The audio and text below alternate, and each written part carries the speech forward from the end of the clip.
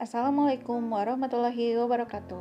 Halo anak-anakku, jumpa lagi bersama Ibu Ria Anggraini di mata pelajaran IPS. Pada hari ini kita akan membahas tentang masyarakat Indonesia pada masa Hindu-Buddha. Setelah kemarin kita membahas tentang zaman praaksara di Indonesia, hari ini kita memasuki tentang masa kehadiran Hindu dan agama Buddha di Indonesia. Yuk kita lihat ke slide berikutnya. Jangan lupa perhatikan baik-baik ya penjelasannya. Nah, pada slide ini kalau kalian lihat itu ada orang yang pakai baju kuning. Itu dia adalah kasta Brahmana. Yang kedua ada Ksatria, Waisya, dan Sudra. Ini adalah gambaran strata atau tingkatan pada masa Hindu-Buddha. Masyarakat Indonesia pada masa Hindu-Buddha ditinjau dari aspek geografis. Teori masuknya Hindu-Buddha yang pertama adalah teori Brahmana, dikemukakan oleh Z.C. Van Leur. Kepala-kepala suku di Indonesia tertarik untuk belajar agama Hindu. Kemudian mereka mengundang Brahmana dari India untuk mengajari mereka agama Hindu.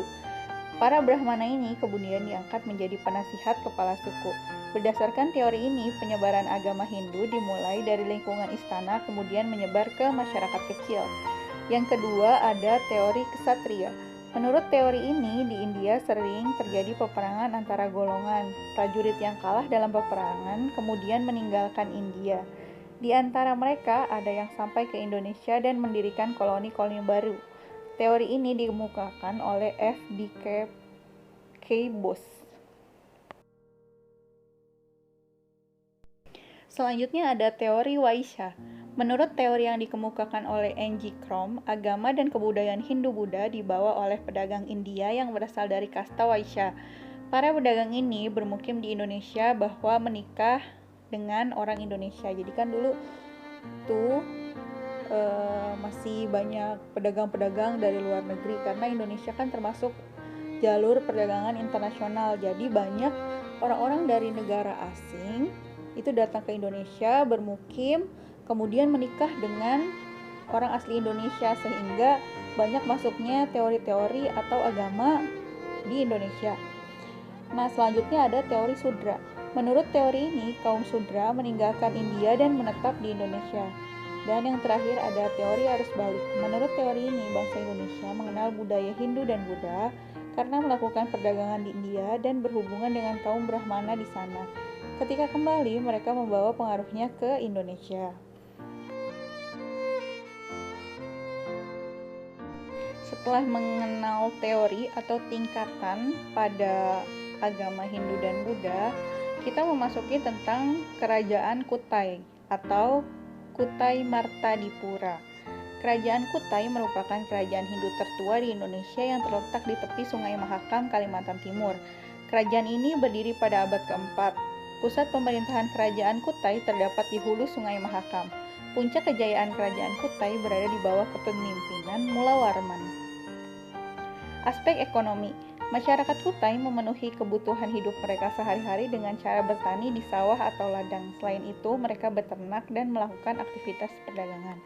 Nah, pada zaman Hindu-Buddha ini, masyarakat sudah mempunyai pemimpin, kemudian dari segi ekonomi juga sudah bisa memanfaatkan ladang yang ada, bertani, seperti itu. Beda dengan zaman praaksara ya. Aspek politik dan budaya. Kerajaan Kutai berdiri pada tahun 400 sampai 500 Masehi. Mulawarman adalah putra Aswawarman, adalah raja terbesar kerajaan Kutai. Ia memerintah pada abad keempat pada masa pemerintahannya. Mulawarman dekat dengan rakyatnya dan mempunyai hubungan baik dengan kaum Brahmana yang datang ke Kutai. Prasasti Yupa ditemukan di muara Sungai Kaman, Kalimantan Timur.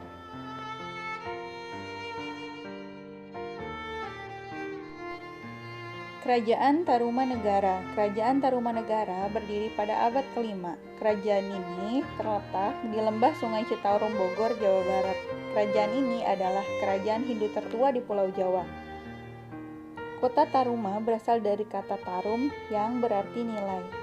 Aspek ekonomi dalam kerajaan Tarumanegara, masyarakatnya hidup dengan cara bertani menggunakan sistem irigasi.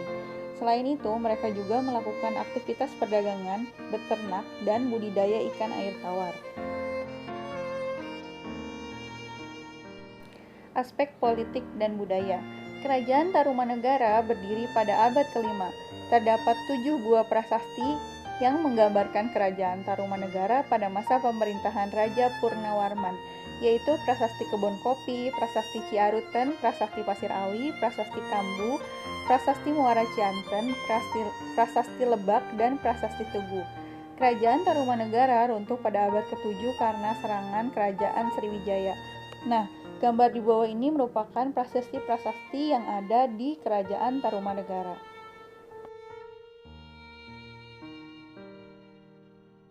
Nah, slide ini juga menunjukkan tentang prasasti-prasasti yang terdapat di kerajaan Tarumanegara.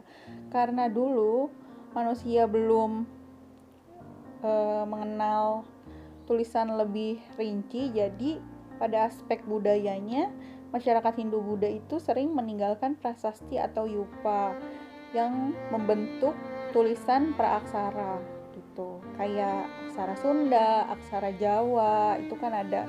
Kalian nanti belajar deh cara menuliskan tentang aksara, itu pasti ada.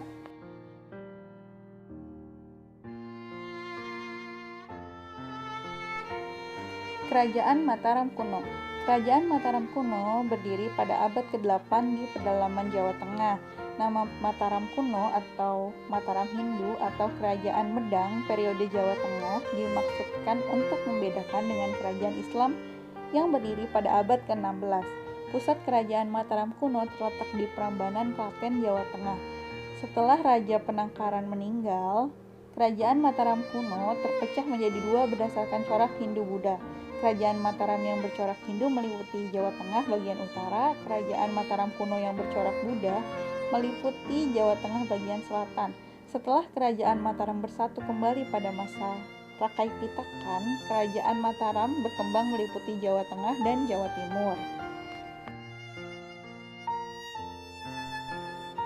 Aspek budaya. Prasasti kerajaan Mataram kuno yang ditemukan adalah Prasasti Canggal, Prasasti Kalasan, Prasasti Kalurak, Prasasti Karangtengah, Prasasti Balitung atau Kedu, Prasasti Sojomerto Batang.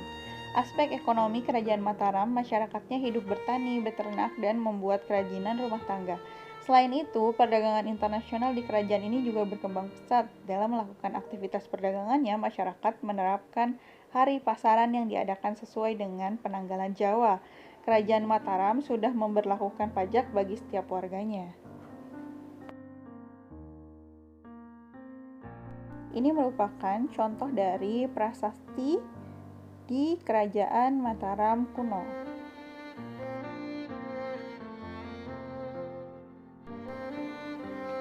Aspek politik. Kerajaan pertama Mataram kuno adalah Raja Sana. Ia kemudian digantikan oleh Raja Sanjaya. Pada masa pemerintahan Raja Sanjaya, rakyat Mataram kuno hidup makmur, aman, dan tentram. Hal ini dikarenakan oleh Raja Sanjaya memerintahkan rakyatnya dengan penuh bijaksana. Setelah pemerintahan Raja Sanjaya berakhir, tahta kerajaan dipimpin oleh Panangkaran. Sepeninggal Raja Panangkaran, kerajaan Mataram kuno terpecah menjadi dua, yaitu kerajaan Mataram yang bercorak Hindu diperintah oleh dinasti Sanjaya, sedangkan kerajaan Mataram kuno yang bercorak Buddha diperintah oleh dinasti Sailendra. Pada tahun 850 Masehi, Rakai Pikatan dan dinasti Sailendra menikah dengan Pramodawardhani dari dinasti Sailendra. Pernikahan politik ini menyatukan kembali kerajaan Mataram kuno. Setelah Rakai Pikatan meninggal, kerajaan Mataram kuno dipimpin oleh Raja Balitung. Pada masa pemerintahannya, rakyat sejahtera karena ia memerintah dengan baik. Raja berikutnya adalah Raja Daksa, Raja Talundang, dan Raja Wawa. Raja Wawa memerintah pada tahun 924 hingga 929 Masehi. Ia digantikan oleh Empu Sendok, menantunya yang memindahkan pusat pemerintahan ke Jawa Timur karena kuatnya pengaruh kerajaan Sriwijaya pada saat itu diperintah oleh Balaputra Dewa. Nah, Sekian dulu pelajaran IPS hari ini. Hari ini kalian tugasnya adalah merangkum dari apa yang sudah saya sampaikan. Minggu depan kita akan kuis seperti biasa. Jadi tolong dirangkum dan rangkumannya dikumpulkan ke PJ kelas masing-masing atau bisa kirim ke email saya seperti biasa. Demikian perjumpaan kita kali ini. Semoga kalian senantiasa semangat, selalu sehat, tidak berkeliaran. Jangan lupa mengerjakan tugasnya. Stay safe. Wassalamualaikum warahmatullahi wabarakatuh.